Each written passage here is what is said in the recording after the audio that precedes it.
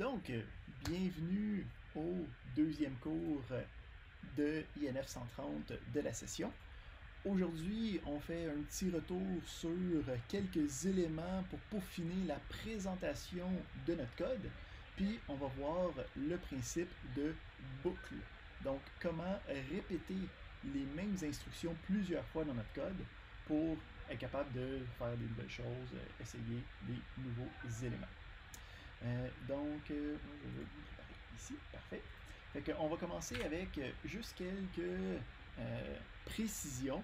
Okay? Au premier cours, je vous laissais un peu aller, mais il faut comprendre que quand on a un programme, le fait qu'il soit fonctionnel, c'est pas assez pour que ce soit un bon programme.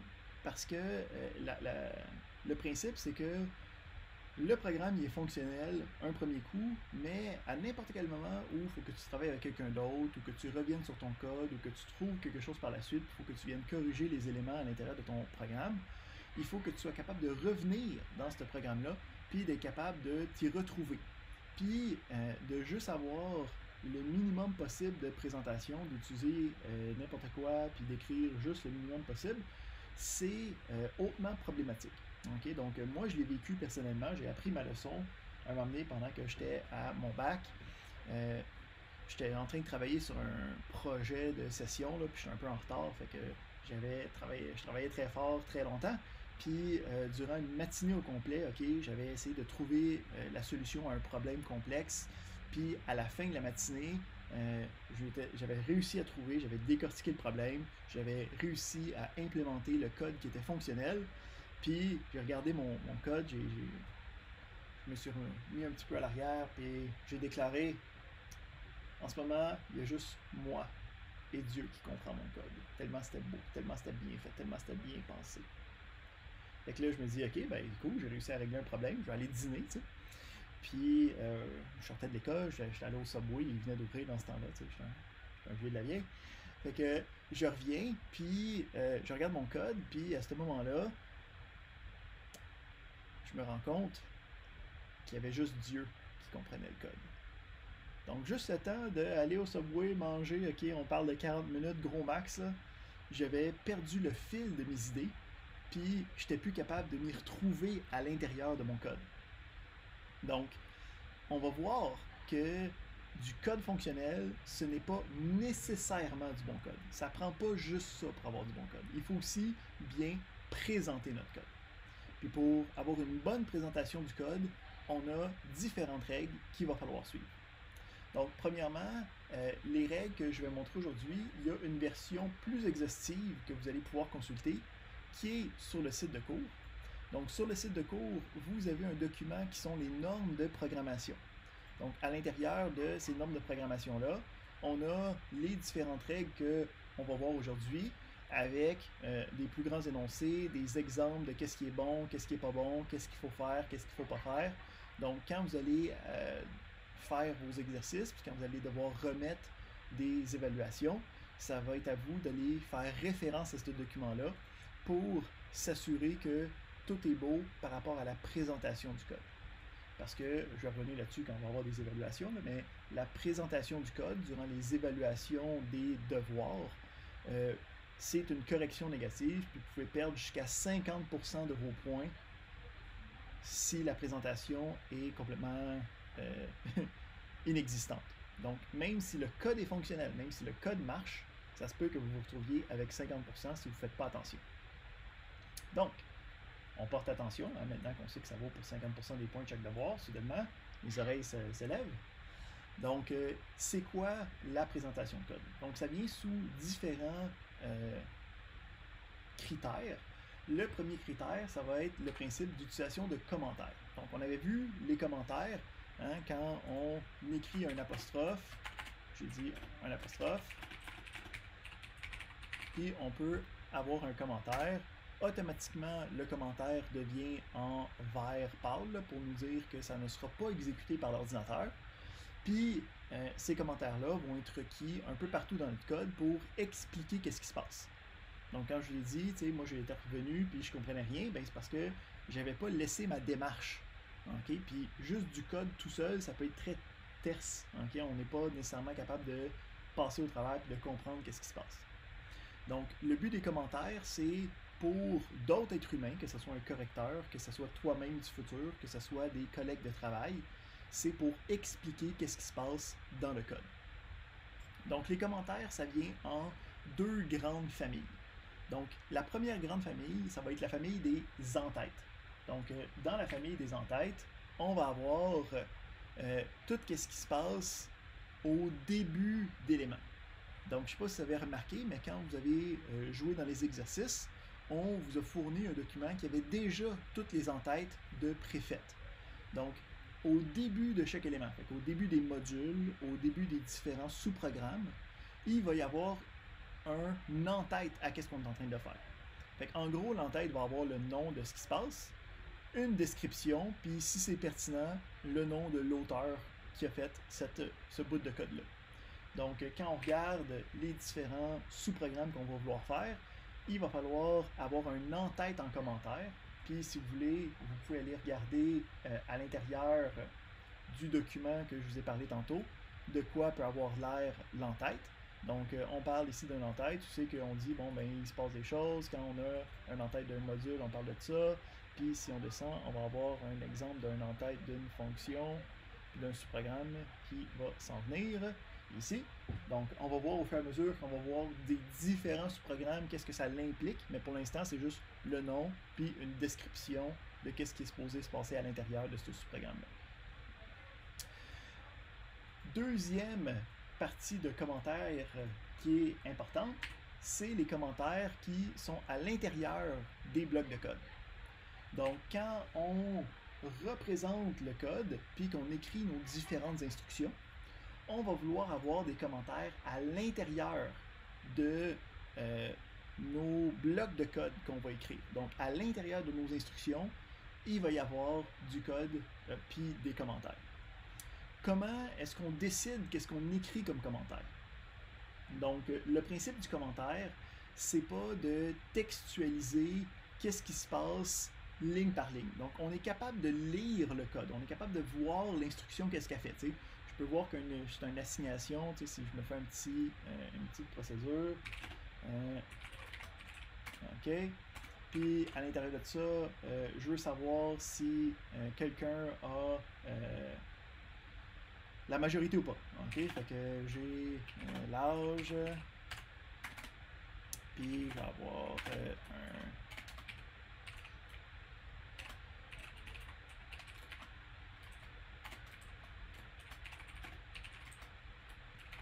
OK. Puis après ça, j'aurai une conditionnelle qui dit si l'âge est plus grand que 18, ben là on peut faire un message box.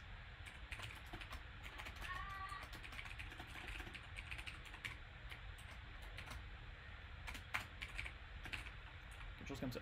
Fait que là, on a les différentes instructions, puis on veut rajouter des commentaires qui viennent avec ça. Donc, on peut voir ici que c'est une assignation à âge avec un input box. Tout ça, c'est la prémisse est déjà de mise, qu'on peut lire le code puis comprendre qu'est-ce qui se passe. Je peux voir que c'est marqué âge est plus grand que 18 ici. Ben là, je veux savoir qu'est-ce que ça représente contextuellement avec le commentaire. Fait que ici, pour notre conditionnel, ben ici, on fait un test de majorité. Okay? Donc, on teste si la personne est majeure.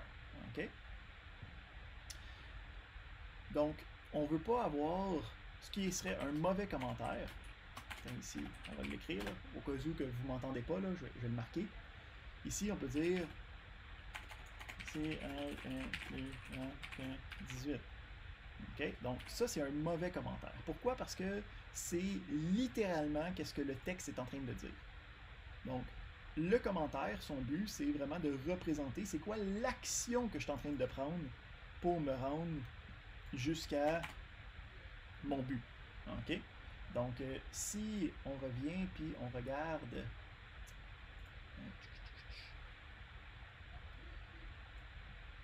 si je reprends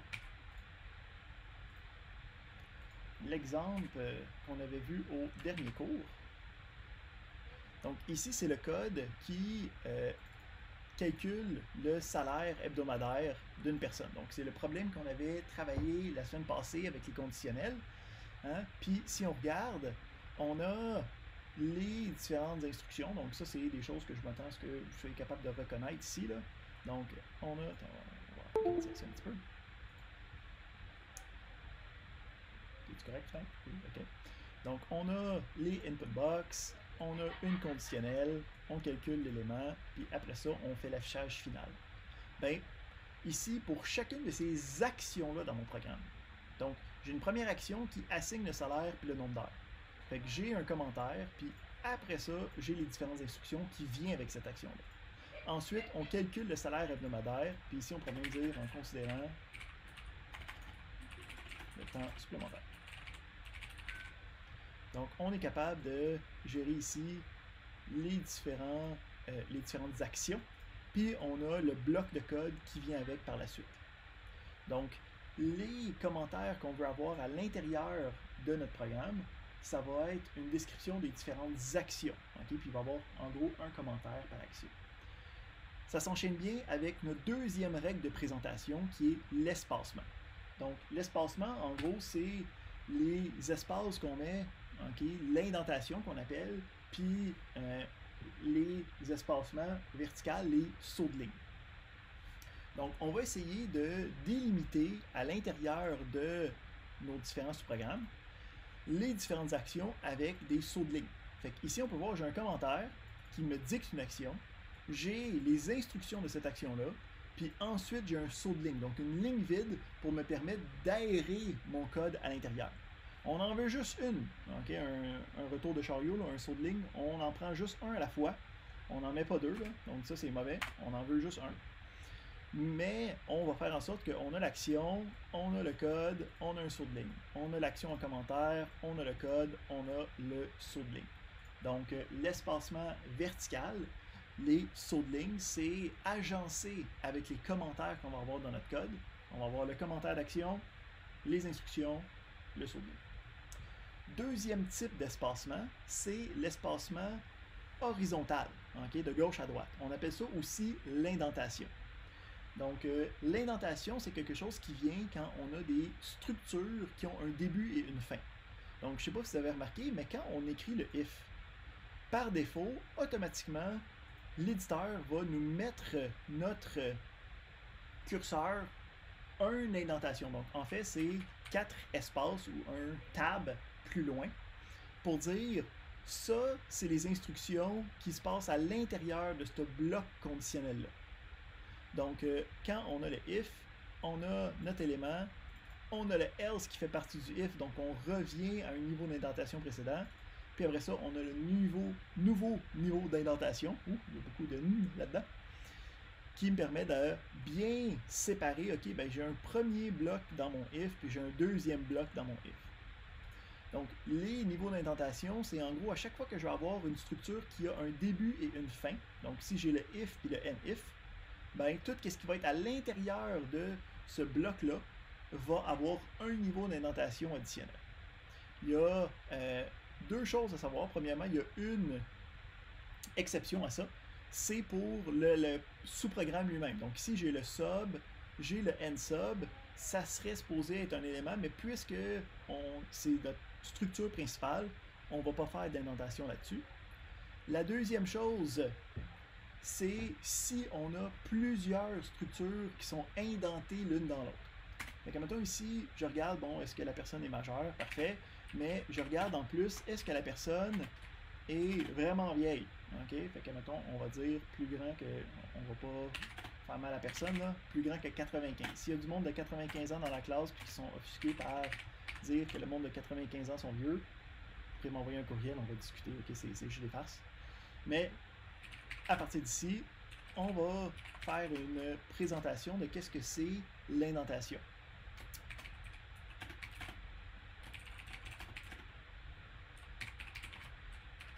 On termine ça ici. Donc, à l'intérieur de mon premier if, okay, j'ai tout ce code-là. Donc, tout ce code-là va avoir un niveau d'indentation. Mais à l'intérieur, j'ai une deuxième conditionnelle, donc un deuxième élément qui demande un niveau d'indentation. Fait qu'est-ce qui va se passer dans celui-ci? Il va y avoir un deuxième niveau d'indentation qui va se passer. Donc, on peut voir ici que les niveaux d'indentation se cumulent, okay? Ils sont additifs pour être capable de travailler avec ça. Parfait. Fait que ça, c'est notre deuxième règle pour travailler avec la présentation du code. Troisième règle pour la présentation du code, ça va être le principe de non significatif. Donc, quand on travaille avec n'importe quoi qu'on va nommer, donc des noms de variables, des noms de sous-programmes, plus tard, on va avoir les noms de fonctions, ok? Donc, n'importe quoi que moi, je décide c'est quoi le nom, je veux y donner un nom significatif. Donc, qu'est-ce que ça veut dire un nom significatif? Ça veut dire que je peux lire le code, puis juste en regardant le nom de l'élément, je peux savoir c'est quoi. Donc, si je regarde comme exemple ici, je peux utiliser, j'ai mes trois variables, salaire horaire, nombre d'heures travaillées, puis salaire hebdomadaire. Je demande à n'importe qui, même du monde qui n'ont pas encore suivi le cours 1, c'est quoi qui se passe à l'intérieur de ces variables-là, puis tout le monde va pouvoir me dire qu'est-ce qui se passe. Des mauvais noms de variables, ça serait des choses comme juste SH ou juste X, mettons. Parce que même si SH c'est comme le diminutif de salaire horaire, tu le sais juste pendant que tu es en train de travailler avec. Quand tu reviens par la suite, parce que c'est toujours ça le principe, hein, ici, toutes les pratiques qu'on va apporter, ça c'est une bonne parenthèse à faire, on parle ici de programmation défensive. Donc quand on travaille avec le code, je ne sais pas si vous avez remarqué avec le premier exercice, quand moi je le fais et que j'écris des choses, c'est très facile, ça va très bien, on dirait que tout marche tout seul. Quand c'est votre tour, ça marche moins bien, c'est plus difficile, il y a moins de choses qui marchent. Puis, quelque part, fondamentalement, ce qu'il faut comprendre, c'est que quand ça marche pas, c'est de votre faute. Donc, le logiciel lui-même, il est fonctionnel. Là, okay? Donc, si tu écris le bon code, ça va fonctionner. S'il y a quelque chose qui ne marche pas, c'est parce que tu n'as pas écrit le bon programme. Donc, la seule source d'erreur dans le cours de programmation, c'est toi-même.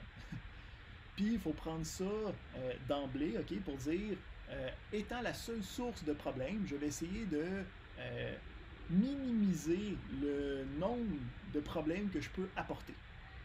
Fait qu'on va prendre des pratiques qui nous permettent de faire ce qu'on appelle la programmation défensive. On minimise le nombre de problèmes, on se protège contre nous-mêmes. Donc, d'utiliser des noms significatifs comme ça nous permet que si on revient et qu'on a oublié le contexte, on va toujours être capable de revenir, de savoir que, ok, ben c'est salaire horaire. Pour pas me tromper, admettons, dans une équation qui fait que ça ne me donne pas la bonne réponse, puis que je passe 30 minutes pour être capable d'essayer de retrouver qu'est-ce qui se passe quand j'ai juste pas mis le bon nom de variable parce que tous mes noms de variables se ressemblent. Donc, on a des noms significatifs à tous les contextes. Le seul moment, en fait, où c'est qu'on aurait peut-être le droit d'utiliser des acronymes, c'est si l'acronyme est reconnu par tous. OK? Donc, oui, Anne-Marie, il y a une question? Oui, je voulais savoir pourquoi on utilise des barres en bas après chaque nom qu'on écrit. Oui, en fait, il y a différentes nomenclatures qui existent pour représenter les noms de variables quand une variable a un nom qui a plusieurs mots. Parce qu'il faut comprendre qu'on ne peut pas utiliser l'espace. Hein? On avait vu que dans les noms de variables, on peut soit utiliser les caractères alphabétiques, caractères numériques ou le underscore, le tiret bas. Fait qu'il y a deux manières, en fait, d'écrire des noms de variables. Puis ça va dépendre de quel code vous êtes en train de regarder, c'est de quand ça date. Les normes courantes nous demandent d'avoir ce qu'on appelle le camel case, okay? Parce que c'est comme un chameau, là, là. À chaque changement de mot habituel, on aurait une lettre majuscule qui prend sa place. OK. Donc ça, c'est la pratique courante, c'est ça que vous allez voir dans les exercices de cette semaine, puis dans les travaux pratiques, et ainsi de suite. Dans les plusieurs exercices, donc ceux qui n'ont pas encore été modifiés par nous autres, comme ceux-là que je viens de vous montrer, c'est ce qu'on appelle le snake case, parce que ça descend, puis à chaque fois qu'il y a un changement de mot, on utilise le tiret bas. Donc, c'est deux méthodes pour représenter des mots de plusieurs, des noms de variables de plusieurs mots. Nous, ce qu'on va vous demander, c'est de prendre cette pratique-là ici, mais c'est possible que vous voyez cette pratique-là encore utilisée. C'est bon, merci beaucoup. Excellent. Parfait. Donc, on veut des noms significatifs pour n'importe quoi qu'on donne nos noms. Ici, je vais vous donner un petit truc, ok? Parce qu'on est en informatique, puis on ne veut pas travailler quand on n'a pas besoin de travailler. Quand j'ai déclaré une variable, ok? Puis que je veux réutiliser cette variable-là, ce que je peux faire, je commence à taper le nom de la variable, puis déjà là, je suis tanné de devoir tout retaper qu'est-ce qui existe. Je peux utiliser un raccourci clavier pour compléter le nom de la variable automatiquement. Donc, si j'utilise le raccourci, puis le raccourci c'est CTRL space. Puis d'un coup, paf, donc ici,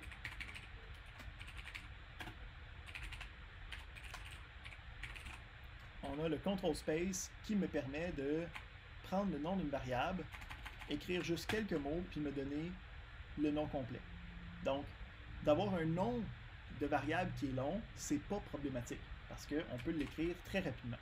Si on a une ambiguïté, fait que mettons ici j'ai salaire, ben là il ne saura pas si c'est salaire horaire ou salaire hebdomadaire. Quand je vais cliquer, il va quand je vais cliquer, il va me donner une liste de choix que moi je vais pouvoir sélectionner, mettons avec ma souris, puis mes flèches, puis sélectionner le bon, puis sur Enter, puis ça va sélectionner, puis compléter le bon comme j'ai besoin. Donc on est capable de compléter rapidement et facilement les noms de variables.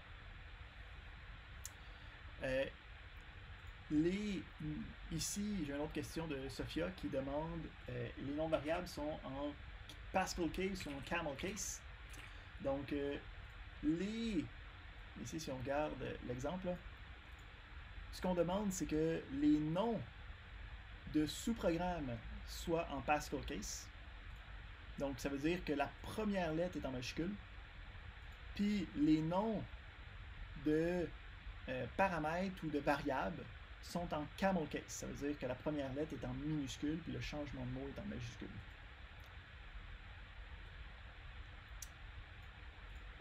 Merci Sophia pour cette question.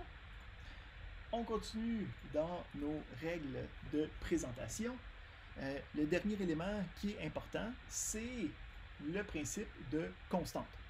Donc, le principe de constante, c'est quand on va avoir des valeurs qui sont statiques à l'intérieur du code. Donc, ça veut dire que la valeur n'a pas de manière de changer entre chacune des exécutions du programme, puis que cette valeur-là n'est pas évidente d'elle-même. Hein? Donc, ici, dans mon programme, ça va bien, ok, j'ai un test de majorité, mais le 18, c'est complètement arbitraire comme valeur. Hein? Donc, dépendamment de où on se positionne, okay, si je revois ce programme-là dans un autre pays, la personne va regarder 18 puis il va être comme pourquoi 18 là? Tu sais, dans son pays, l'âge de majorité c'est 21. Ou dans son pays, l'âge de majorité c'est 16. Fait que pour lui, 18, ça veut rien dire. Donc, ce qu'on va faire, c'est qu'on va avoir des constantes. Donc, le but d'une constante, c'est de remplacer les valeurs statiques qui sortent de nulle part, okay, les valeurs arbitraires qu'on écrit dans le programme, pour deux raisons. La première raison, c'est pour la lisibilité, okay? Pour être capable de facilement voir que, à la place de mettre ça, donc les constantes, je peux les mettre au début du module. Donc, ils vont être à l'extérieur des autres sous-programmes. Puis, on a le mot-clé const à la place du mot-clé dim. Comme convention de nom, on va les mettre en pure majuscule. Comme ça, on va tout de suite voir que c'est des variables avec ça. Donc, je peux l'appeler, mettons, âge majorité. Puis, on a le type. Puis, je peux l'assigner immédiatement à quelque chose. Donc, j'ai maintenant une constante qui s'appelle âge majorité qui vaut 18. Fait avec ça, je peux maintenant remplacer l'utilisation de ma constante dans mon programme par la variable constante. Donc ça me permet d'être plus clair dans mon programme. Okay? Maintenant, en voyant ça, je peux tout de suite comprendre le contexte de la question, puis au besoin, si je travaille dans un autre pays et que ça change quelque chose, je peux venir le changer ici. Puis deuxième chose, c'est que dans le cas où justement la constante doit être modifiée, il va y avoir juste un emplacement à modifier. Donc là, ça va bien, si on fait des petits sous-programmes, 10-15 lignes, mais quand on commence à avoir des programmes de une centaine, 500, des dizaines de milliers de lignes, puis qu'on utilise cette constante-là à 15, 20, 30 endroits différents, ben il faut, si on a besoin de changer, essayer de tout changer les emplacements, mais ça veut pas dire que le 18 est utilisé pareil partout, fait qu'il faut commencer à regarder le contexte, puis regarder dans le code, puis là, ça prend du temps, puis c'est de la merde, puis on veut pas faire ça. Donc, les constantes permettent d'avoir une meilleure présentation, puis aussi d'avoir un point central dans le cas de modification. Fait que ça fait le tour de... Monsieur, Oui, certainement. l'écriture des constantes ne respecte pas forcément les règles de définition des variables. Effectivement, les constantes ont leurs propres règles de définition. Les constantes, on va toujours les vouloir en majuscules seulement. Puis, pour séparer les majuscules, ce qu'on va faire, c'est qu'on va avoir, là on ne le voit pas parce que la petite ligne est là, mais si on fait un deuxième const, test, const,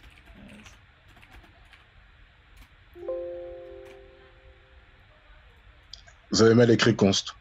Vous avez mis 2T. Ouais, non. Ok, si on descend ça, on peut voir ici que, puisque c'est tout en majuscule, là, on va utiliser le snake case pour dire, ok, ben il y a des tirets en dessous des éléments. Donc, Sophia a une autre question.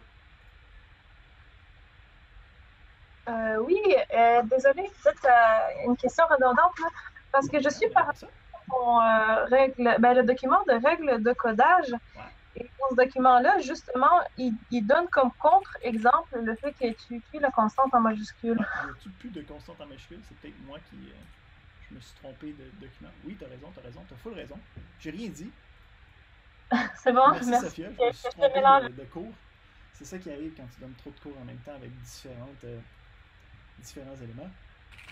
Ce qu'on va faire, c'est qu'on va commencer le nom de la constante avec le préfixe nom. Const. Fait que, comme ça. Ouais. Pardonnez ma confusion. Donc, avec le mot-clé const au début, donc par convention, on va rajouter ce nom-là. Puis après ça, on a les mêmes règles qu'on avait depuis tantôt. Alright. Qu'est-ce qu'on voit? Ah oui, Kevin, une question. Ouais, moi j'ai une question. Puisque la constante n'est pas dans le sub, ça va affecter toutes les autres subs aussi? Exactement. Donc, les constantes sont disponibles au niveau du module auquel tu Ah, ok. C'est bon, merci. Excellent. Fait que ça, c'était pour la présentation du code dans nos programmes. Donc, on est capable de sauter dans le bloc de matière d'aujourd'hui. Donc, un peu comme la dernière fois, puis à chaque semaine, en fait, il y a la matière qui est disponible sur le site du cours. À l'intérieur de cette matière-là, il y a différents exercices. Je vais vous demander, donc on va sauter par-dessus les exercices quand on va les voir dans les diapositives. Puis après la période magistrale, là, je vous laisse travailler sur les différents exercices, puis je peux venir vous aider un peu comme si c'était un laboratoire. Si vous terminez les exercices d'avance, je vous conseille fortement de commencer la série d'exercices officiels du laboratoire. Comme ça, vous allez être capable de prendre d'avance puis vous préparer pour le laboratoire de lundi prochain. Parfait. Donc, la semaine passée, on était capable d'écrire du code qui s'exécutait de manière séquentielle, puis on avait vu les structures conditionnelles qui me permettaient, sous une certaine condition, de dire, OK, ben, je vais aller faire le code ou pas. On a une deuxième structure possible, qui est les structures de contrôle itératives. Donc, les structures de contrôle itératives, ce qui vont me permettre de faire, c'est de répéter le même bloc de code plusieurs fois avant de continuer normalement dans l'architecture de mon programme. Donc, comment est-ce que ça marche, les structures itératives? Donc, on va repartir à 9. Il y a deux structures itératives qu'on va voir. Pardon. La première, ça va être ce qu'on appelle la boucle while. Donc, la boucle while, qu'est-ce qui est intéressant, c'est qu'elle s'apparente extrêmement à notre conditionnel. Donc, on va faire un petit test.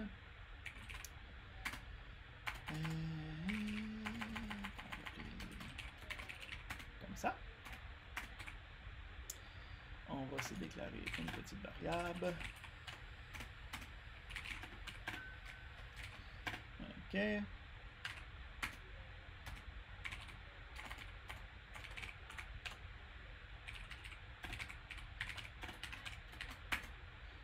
on va dire quelque chose comme ça. Donc, la conditionnelle while, son principe, c'est le même que la conditionnelle if. La conditionnelle if quand il y a juste un if tout seul.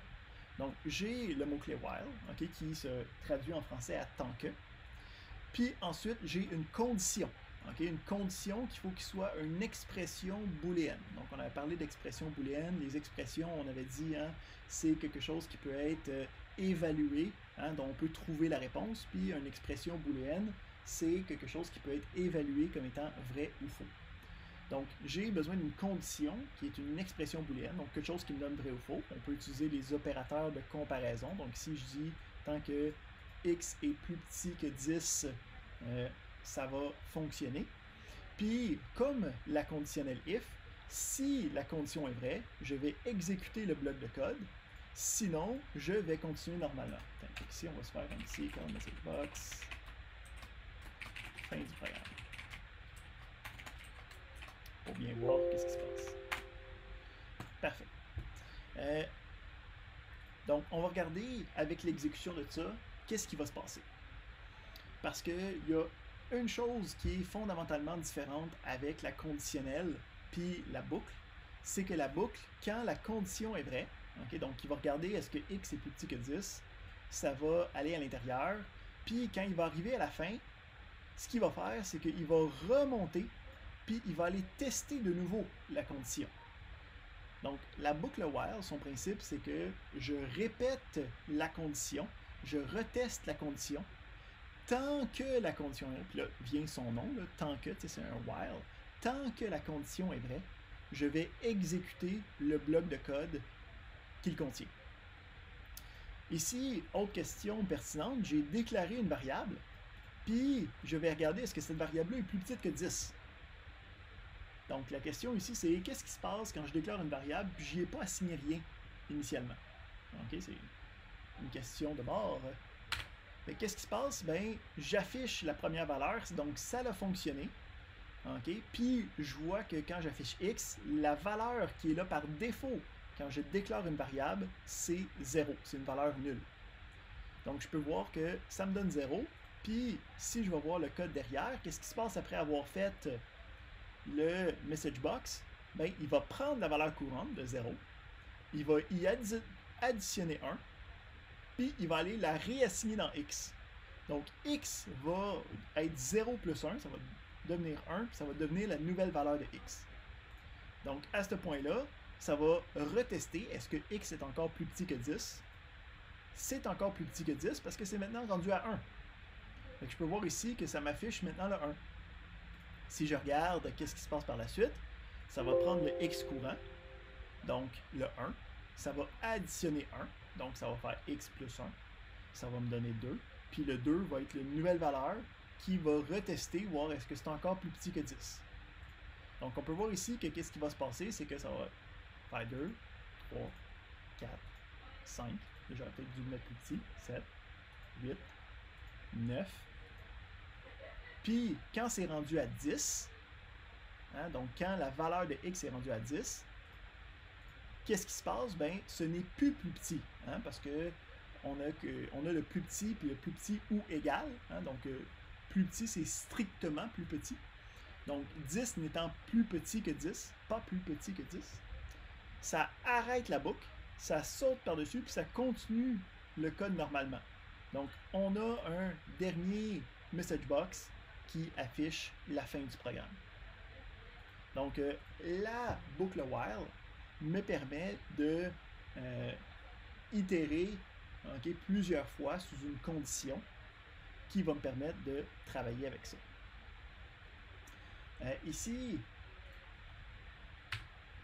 on a une première série d'exercices. Donc, comme je vous l'ai dit, on s'attend à ce que, après la période magistrale, vous travaillez sur ces exercices-là. Pour les exercices faits durant le cours, contrairement aux exercices de laboratoire, pour ceux-là, je vous laisse la possibilité, en toute bonne conscience, d'aller voir les réponses qui sont sur le site. OK?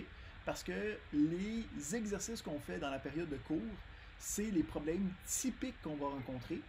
Puis les formes que le code a, des fois, c'est pas facile à concevoir par nous-mêmes. OK? Donc, si vous êtes pogné sur un exercice du cours, n'hésitez pas à aller voir la solution pour voir c'est quoi la forme générale de ce problème-là. Donc, les solutions sont là pour le cours pour vous aider, mais comme je l'ai dit, il ne faut pas se baser là-dessus pour les laboratoires. À ce point-là, vous êtes supposé avoir acquis les bases puis les pratiquer. Donc, pour les laboratoires, les solutions devraient être seulement utilisées afin de comparaison. Donc, on a ici 3 exercices qu'on vous demande de faire. Un premier qui demande de saisir un nombre, puis qui va recommencer la saisie tant que la saisie n'est pas 0. Donc, si je rentre 5, ça me redemande. Si je rentre 7, ça me redemande la saisie. Si je rentre 12, ça me redemande la saisie. Si je rentre 0, là, le programme arrête. Ensuite, j'ai un deuxième programme qui demande de calculer la somme des nombres de 1 à n, où c'est qu'on saisit n. Donc, un exemple ici, ce serait de dire si je rentre 5, je m'attends à ce que ça fasse 1. J'ai vu la question là. 2 plus dessiner avec une souris, ce n'est pas convivial. J'aurais dû sortir ma tablette. Donc, il y avait une question de Maxime. Oui, je me demandais juste, c'est quoi l'opérateur booléen pour comme n'est pas égal à? Donc, le différent de, c'est un plus petit, plus grand. Donc, le plus petit, plus grand est utilisé pour n'est pas égal à. Ok, ouais, c'est bon. C'est vrai, on l'avait utilisé dans la baudière. Je m'en rappelle. Merci. Mais c'est correct, je suis là pour répéter des choses, c'est ma job. Parfait. Donc, on a ce premier exercice-là. Surtout pour ce deuxième-là, je vous conseille, si vous êtes pogné, d'aller voir la réponse de quoi ça a l'air. Puis une fois que vous avez regardé la réponse de celle-là, essayez de faire le troisième qui est très semblable, mais à la place d'être une somme de 1 à 5, c'est une multiplication sommative. Donc de 1 fois 2 fois 3 fois 4 fois 5. Donc là ici, on a fait le test du while. Puis à l'intérieur, il y a une structure qui est extrêmement traditionnelle pour les boucles. Okay? Qui est le compteur de boucles. Donc ici, je me suis déclaré une variable, puis à l'intérieur de cette variable-là, je l'incrémente. Okay? Donc quand on parle d'incrémenter, c'est d'additionner habituellement juste 1 à chaque itération de la boucle. Aussi, en passant, le mot itération, c'est juste dire un tour de boucle. Là, hein? Comme j'avais dit, dans le monde de l'informatique, il n'y a rien de très sorcier. Hein? Il y a beaucoup de matière, là, mais chaque bloc de matière individuelle est quand même passable. Fait qu'il faut être capable de protéger nos jobs. Fait qu'il faut pas que le monde comprenne qu'est-ce qu'on fait. Fait qu'on donne des mots fancy, hein, des choses qui sont simples. Hein? Fait qu'on a une structure itérative, hein, qui est une boucle qui répète le même bloc de code. Fait que à chaque tour de boucle, on dit que c'est une itération. Okay? Fait que à la première itération de ma boucle de tantôt, la valeur x a passé de 0 à 1. À la deuxième itération, ça a passé de 1 à 2. À la troisième itération, et ainsi de suite. Blablabla. Donc, on a un compteur de boucles. Monsieur, Oui. ça dérangera par exemple si on mettait l'expression au-dessus du call message box. Qu'est-ce que tu veux dire? Quelle expression? X égale à x plus 1 avant le call message box. Si il était au-dessus. De changer ça pour le mettre ici à la place. Non, au-dessus du call message box. Ah, ok. Ben, c'est parce que c'est un autre call message box. J'avais mal compris ta question. Mais maintenant, je comprends de faire ça comme ça. Ouais. Ça va changer la manière que le programme fonctionne. Ok? Parce que si on regarde, mettons que j'essaie d'exécuter ça, qu'est-ce qui se passe? La première fois que je le roule, dans mon ancienne version, ça affichait 0. Pourquoi? Parce que le premier coup, ça faisait l'affichage avant d'incrémenter. Là, ça l'incrémente avant de faire l'affichage. OK. OK? Fait que ça change la fonctionnalité du programme. Hein? Puis là, ce coup-là, il va faire le même nombre d'itérations. Donc, il va faire la boucle 10 fois, mais à la place d'afficher de 0 à 9, ce coup-là, ça va afficher de 1 à 10. De 1 à 10. Hein? La dernière fois, on n'avait pas vu le 10. Ouais. Donc, ça peut changer fondamentalement comment le programme fonctionne. Il faut faire attention à tes incrémentations. OK. OK?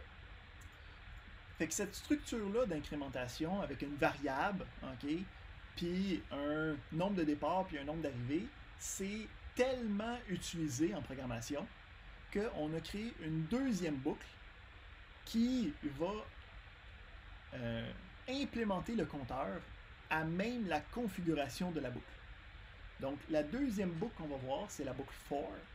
Puis, son principe, c'est vraiment juste d'être un while qui utilise un compteur automatiquement. Avec quelques variations, là, mais le principe fondamental, c'est ça. Fait que, on va regarder à quoi ça peut ressembler cette boucle for-là.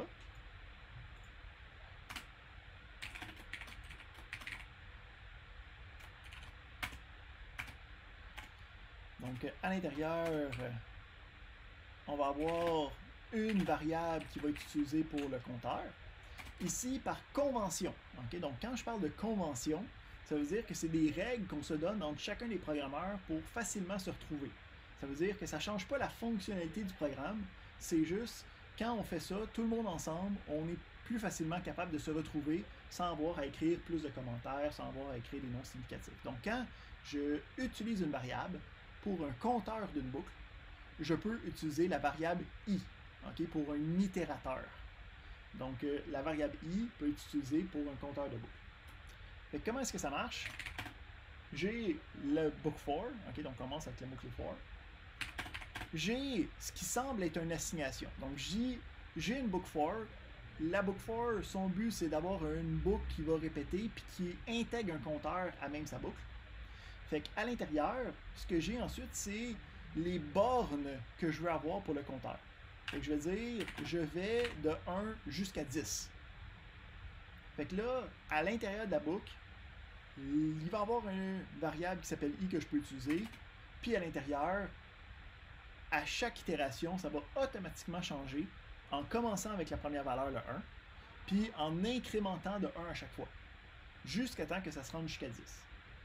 Pour terminer la boucle, okay, un peu comme j'avais le while, là, puis à la fin, il faut que j'utilise le w-end, okay, le while end pour dire c'est ça les instructions qui sont à l'intérieur de ma boucle.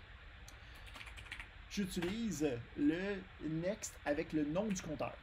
Fait que next i. Fait qu'à l'intérieur de ça, je peux faire mon message box qui affiche i. OK?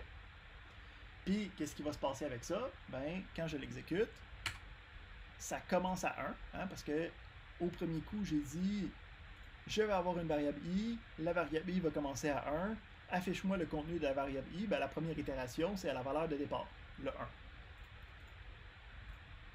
Puis, ça va incrémenter automatiquement. Donc, ici, on peut voir que ça va faire la même chose que qu'est-ce qu'on a fait ici, mais avec moins de lignes de texte. Donc, avec moins de lignes de code. Donc, ça nous permet de générer la configuration du compteur à même la création de la boucle. Donc, c'est purement utilitaire, la boucle for. Donc, ça va être 3, 4, 5, 6, 7, 8, 9, le 10. Puis là, après ça, ça se termine. Là, je n'avais pas mis d'autres message box, mais ça passe au travers toutes les itérations de la boucle. Donc, la book for me permet d'avoir un compteur intégré qui a une valeur de départ, une valeur de fin, puis qui va automatiquement s'incrémenter de 1 à chaque itération. Oui, Anne-Marie, il y a une question? Oui, dans l'exercice avant où on avait fait le test while avec où à la fin on a fini par fin du programme, exact. Ça commence par 0, ça va à 0 à 10, tandis que celui-là va de 1 à... Ah, ok, 1 à 10. Ici, c'est moi qui ai décidé ça, là. Okay. Ouais. Mais dans l'autre, pas écrit genre 0 nulle part, c'était juste... Effectivement. Ici, on avait découvert que quand on déclare une variable, par Ok. défaut, il va avoir une valeur nulle de 0 à l'intérieur. Ok, par défaut, c'est bon. C'est comme ça que ça marche. Ok, parfait. Excellent. Donc, avec la Book 4, on a la possibilité d'avoir des configurations alternatives. Donc, on s'est dit que par défaut, on allait avoir une incrémentation de 1 à chaque fois. Mais si je veux pas ça, je peux rajouter le mot-clé step pour dire le saut qui va se passer à chaque itération. Puis là, je peux mettre une valeur autre que 1. Une autre possibilité, c'est je peux y aller avec des sauts négatifs. Des sauts négatifs qui vont faire en sorte que je commence à une grande valeur, puis je vais terminer à une petite valeur. Fait que pour celui-là, ça serait un affichage de 5, 4, 3, 2, 1. Donc ça ici, c'est la deuxième boucle qu'il faut être capable d'utiliser dans le cours. Donc on a vu la première structure itérative, le while, qui me permettait de répéter tant qu'une condition est vraie. On avait vu qu'on utilise souvent, majoritairement en fait, des compteurs qui vont venir avec. Puis quand on va vouloir utiliser une boucle avec un compteur, en fait, on a une version spécialisée qui est la book 4. Donc la book 4, quand on est capable de savoir le nombre d'itérations, quand on est capable de compter d'avance le nombre de boucles, on va préconiser l'utilisation du for. Quand on ne sait pas le nombre d'itérations, donc quand on ne peut pas le détecter ou quand c'est ce que je recherche comme réponse, c'est là qu'on va utiliser le while. Donc on a deux autres petits exercices. Donc le premier, en fait, c'est le même exercice qu'on avait précédemment, qui nous permettait de calculer les nombres de 1 à n, mais ce coup-ci, je vous demande d'utiliser un for. Le deuxième exercice, ça va faire 10 saisies, donc 10 boîtes de dialogue où c'est que je rentre un nombre, puis quand je rentre les nombres, ça va compter le nombre de fois que j'ai rentré 0. Fait que, mettons que je fais mes 10 saisies, puis je rentre, mettons, 10, 5, 0, 0, 3, 2, 5, 7, 0, 1, 2, 3, 4, 5, 6, 7, 8, 4. OK? Donc, j'ai rentré 10 saisies différentes. Puis, je veux savoir, il y a combien qui sont le nombre 0 littéral. Okay? Donc, ça ne me dérange pas s'il y a des zéros dans les autres. Fait que je veux que ça m'affiche le nombre de fois que j'ai rentré 0. Donc, évidemment, ici, on est en train de voir les boucles. Là. Je ne veux pas avoir 10 copier-coller de saisie avec des conditionnels. Ça devrait se passer à l'intérieur d'une structure itérative, d'une boucle for, dans ce cas-ci. Parfait. Fait que, dernier sujet de la journée. Avant-dernier sujet? Ouais, avant-dernier sujet de la journée. On a les opérateurs. Donc, durant les exercices de la session passée, c'est arrivé quelquefois où c'est que vous avez besoin de gérer une double condition. Donc, tantôt, j'avais la prémisse de, OK, ben, ça se peut que la personne soit majeure, mais ça se peut aussi que la personne soit très vieille. Je veux savoir si la personne est majeure et très vieille. Donc, pour être capable d'avoir ce genre de possibilité-là, on va utiliser ce qu'on appelle les opérateurs logiques. Donc, les opérateurs logiques, leur prémisse, c'est qu'ils vont prendre des valeurs qui sont vraies ou fausses. Pour démontrer, on va faire quelques exemples à l'intérieur. Fait que, on a...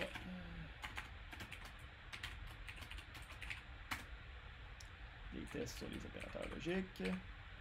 Enfin, on va aller mettre ça en haut pour que ce soit un petit peu plus visible facilement. Excellent.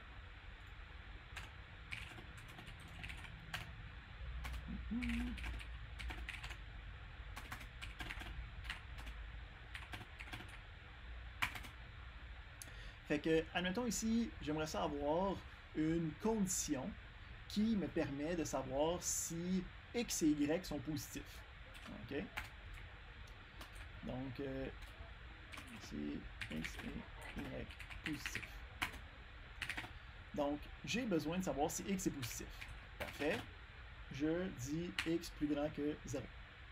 Là, je veux avoir une deuxième possibilité, puis je veux qu'il faut que les deux marchent pour que mon résultat marche. Donc, je peux utiliser un nouveau mot-clé, qui est le mot-clé AND, qui va me permettre d'agencer les deux ensemble.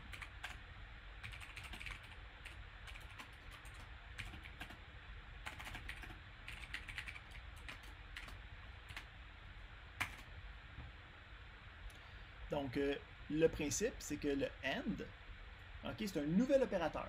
Okay, de la même manière que l'addition, puis la division, puis le plus grand que, c'est des opérateurs. Fait que ça prend un résultat à gauche, puis un résultat à droite. Okay? Donc, ça va prendre le résultat qui est à gauche ici, qui va être vrai. Ça va prendre le résultat qui est à droite ici, qui va être vrai dans notre cas. Puis, ça va déterminer une nouvelle possibilité par rapport à ça. Donc, comment est-ce que ça marche? On a ici les différentes possibilités. Donc, je représente le 0 comme étant faux, puis le 1 comme étant vrai. Puis si je regarde, quand j'ai A et B, ben avec le AND, ça va juste marcher si le A et B sont vrais. Donc, si A marche et B marche, le A et B marchent. Hein? On a aussi la possibilité d'avoir le OR de disponible. Donc, si on a si X ou Y positif, on peut dire X plus grand que 0 or Y plus grand que 0.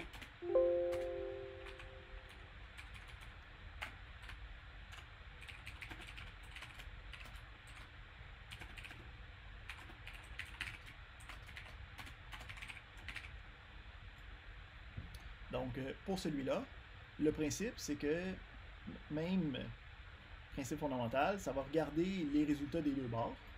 Puis, en regardant les résultats des deux bords, après ça, lui, il va décider est-ce que ça marche ou pas. Pour savoir si ça marche, avec le OR, ben, si je regarde ici ma petite table, il faut qu'il y ait soit le A, soit le B, donc A ou B, ou les deux, hein, pour que ça me donne vrai à son tour. Donc, avec ça, ça permet de combiner différentes conditions ensemble.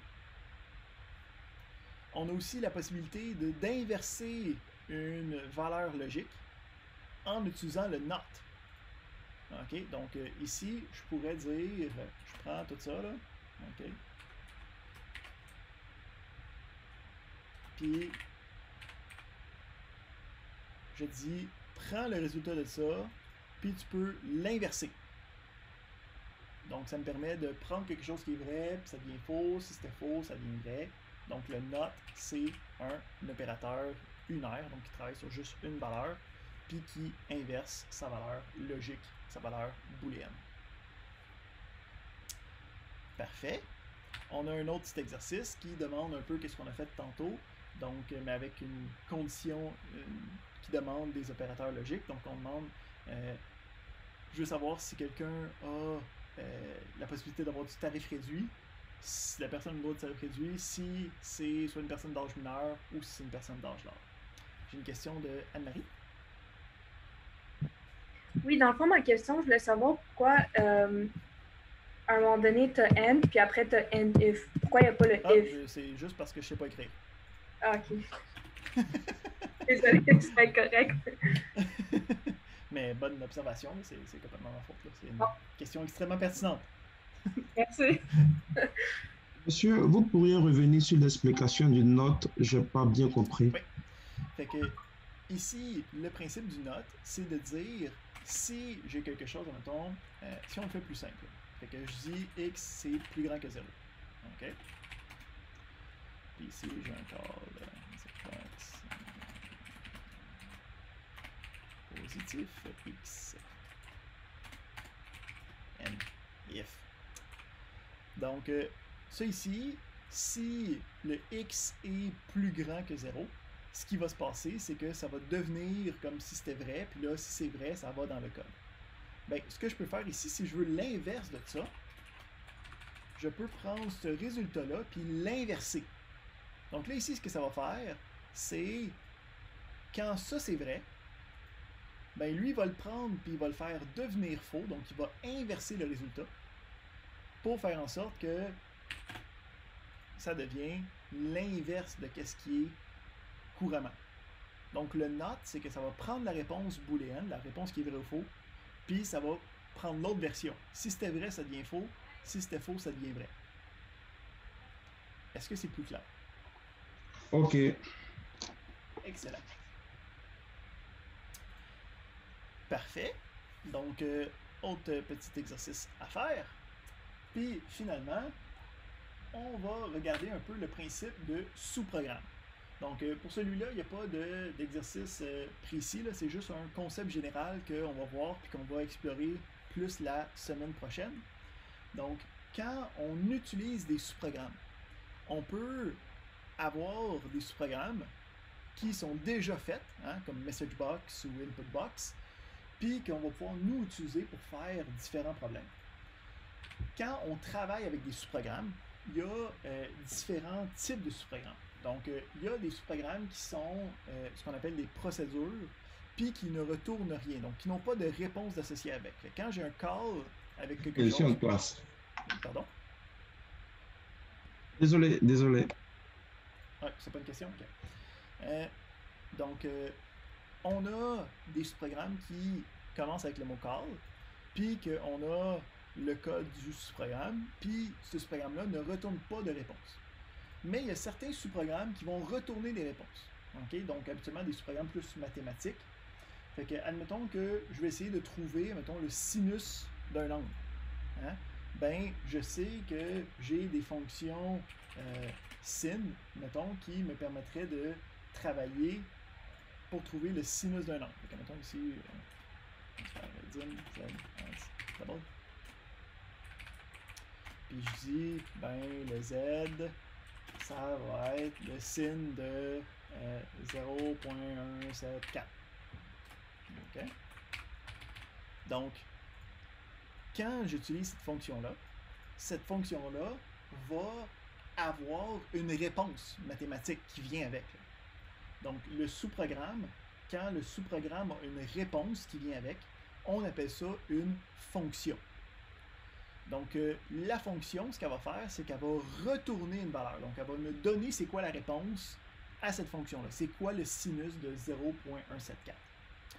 Puis, le retour de cette fonction-là, je vais pouvoir l'utiliser comme si c'était une valeur. Fait que ici, on peut très bien comprendre, juste en regardant qu'est-ce qui se passe, là, que ça va calculer le sinus de 0.174, puis ça va l'assigner dans notre variable z. Parce que le résultat de la fonction va prendre la place de ce qui était ici. Ça va, quand ça va l'exécuter, ça va le faire, là, puis ça va le taper à la place dans le code, puis ça va prendre la place de l'appel. Donc, deux types de sous-programmes. Les fonctions qui retournent des informations, qu'habituellement je vais assigner quelque part, puis les procédures qui sont juste invoquées pour faire quelque chose de précis, mais qui n'ont pas de retour qui vient avec. Okay? Je ne peux pas dire quelque chose égale MessageBox. Parce que je ne sais pas qu'est-ce que ça va retourner cette affaire-là. Il n'y a pas de réponse qui vient avec, ça fait juste une action qui est affichée la boîte de dialogue.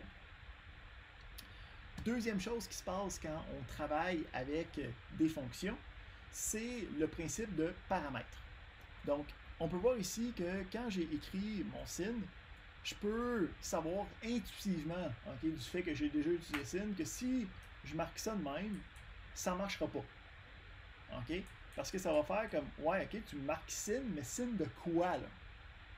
Donc, quand on appelle des sous-programmes, on va vouloir avoir des parenthèses, puis à l'intérieur de ces parenthèses-là, on va avoir les différents paramètres, donc les valeurs que j'ai besoin d'envoyer à ce sous-programme-là pour que ce sous-programme-là soit capable de fonctionner correctement. Sin, si je n'envoie pas de valeur, il n'est pas capable de calculer le sinus d'un angle qu'il ne connaît pas. Donc, je suis obligé d'envoyer une valeur pour être capable d'utiliser la fonction sin. Quand Même principe avec le message box. OK? J'ai des parenthèses suivies de le texte que je veux avoir à l'intérieur. Quand j'ai plusieurs éléments envoyés à ma fonction, donc je peux avoir plusieurs paramètres envoyés, qu'est-ce que je vais faire? C'est que je vais délimiter les différents paramètres avec une virgule. Donc, la virgule me permet, puis là, si vous avez regardé dans les notes extra, là, vous savez qu'on peut mettre un message box, un deuxième paramètre pour dire c'est quoi le type de boîte de message. Donc, on a un premier paramètre délimité par une virgule, puis après ça, on a un deuxième paramètre qui peut être soit un autre nombre, là, ça va dépendre du sous-programme qu'on va utiliser. Fait que quand on appelle les sous-programmes déjà faits, c'est ça les règles qu'il faut suivre. Donc, il y a deux types de sous-programmes, les procédures puis les fonctions. Les procédures, on fait un call avec le nom de la procédure. Les fonctions, habituellement, on les assigne quelque part parce que ça me retourne une valeur. Quand on utilise un sous-programme quelconque des deux familles, j'ai le nom du sous-programme, des parenthèses, puis après ça, à l'intérieur des parenthèses, j'ai les paramètres que j'envoie à ce sous-programme-là. Si j'en ai plusieurs, j'ai des limites avec une virgule. Parfait. Fait que c'est ce qu'il y a pour la partie magistrale d'aujourd'hui. Comme pour le laboratoire, je vais vous diviser dans les différents breakout rooms. Puis à partir de là, vous allez pouvoir travailler sur les différents exercices de la journée. Si vous réussissez à traverser à travers, à passer à travers, vous pouvez commencer la série d'exercices de laboratoire. Il y a une question d'Étienne? Hugo, je demandais simplement, quand on est splitté dans nos zones de laboratoire, des fois je fais une raise the hand, mais dans le fond, ask for help. Puis, ben, fais attention, là, raise hand, c'est pas la bonne chose. Je sais, dans le fond, je veux veux sur le ask for help. Ouais, mais ce que je veux dire par là, c'est que quand je fais le ask for help, ça dit que là, l'aide est comme envoyée, comme quelqu'un va me répondre, mais par la suite, ça disparaît. Puis j'ai l'impression que ma demande tombe dans l'eau. Puis les seules fois que ça a fonctionné, c'est quand cette demande-là a été répondue tout de suite, puis le chargé de TP est venu dans mon chat room. Ben, si ça marche pas, après genre 5 minutes, tu peux sortir de ta breakout room puis revenir dans le room principal. Puis tu vas voir si moi je suis là. Si je suis pas là, c'est parce que je suis déjà avec quelqu'un. OK. Mais moi, ce que je veux dire par là, c'est-tu normal, il n'y a comme pas de fil d'attente ou c'est quelqu'un qui spam? Non, il n'y a pas de système de fil d'attente. C'est moi, si je reçois quelque chose, j'ai un bloc-notes puis je prends en note comme les noms qui sortent, là, tu sais, là. OK, c'est bon. C'est un petit peu manuel, malheureusement. OK, good. Parfait. C'est pour ça que, tu sais, si après 5 minutes, tu n'as pas de réponse, sens-toi bien à l'aise de recliquer sur le bouton au pire, ou sinon de sortir du breakout room puis voir si je suis dans la zone principale en train d'attendre des appels. OK, good. Parce que comme la demande, ça me dit « The host will be responding to your thing ». Comme on dirait que c'est tout le temps un peu différent. Le nombre de secondes avant que ça disparaisse, c'est tout le temps un peu différent. Puis là, je me demandais si tu comme toi qui te dis « OK, j'ai compris ». Oui, ben c'est moi qui peux cliquer dessus. Mais mettons que je suis en train de parler à quelqu'un, je le laisse ouvert parce que je veux noter le nom, mais je veux pas noter le nom pendant que je suis en train de parler à l'autre personne. Tu sais, fait que, ouais. OK, je comprends, c'est bon, c'est parfait. Parfait. Fait que on va arrêter notre enregistrement d'aujourd'hui.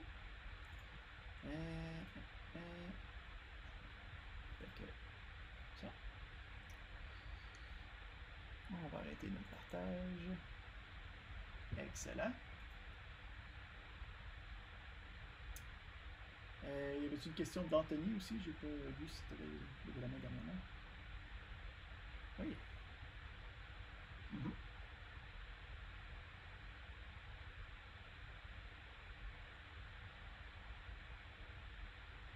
Oui, totalement. Donc, tu peux juste mettre des commentaires au début de chacune des lignes, puis juste travailler sur un bloc de code que tu sais pas certain si lui marche ou pas. Donc, oui, il n'y a pas d'autre manière, malheureusement.